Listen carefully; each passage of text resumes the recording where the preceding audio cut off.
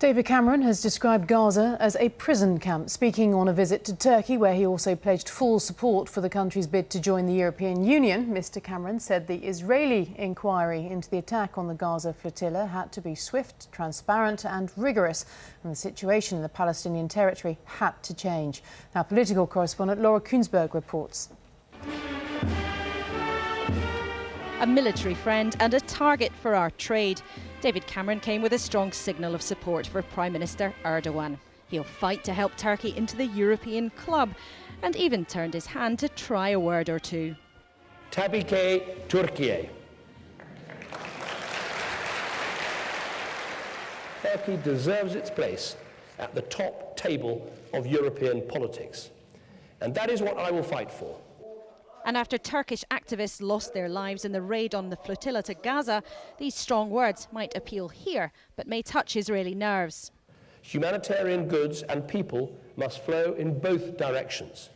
Gaza cannot and must not be allowed to remain a prison camp. So David Cameron wants to double trade between the UK and Turkey in the next 5 years, hoping that market could create jobs at home. A closer friendship with Turkey is in many ways a tempting offer for Britain. Its hungry economy, its potential as a broker between East and West, its record as an important ally in Afghanistan. But there are tensions too.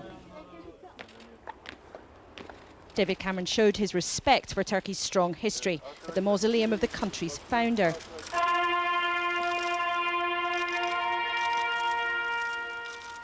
But it has strong ambition too, and there's unease over its attitude to Iran and reluctance to accept Cyprus.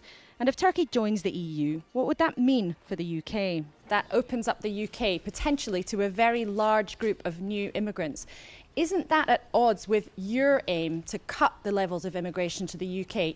As economies become more equal, you find that the pressure of flows between countries isn't so great. That's what happened in the case of Spain, in the case of Portugal, and will happen as well in the case of other countries.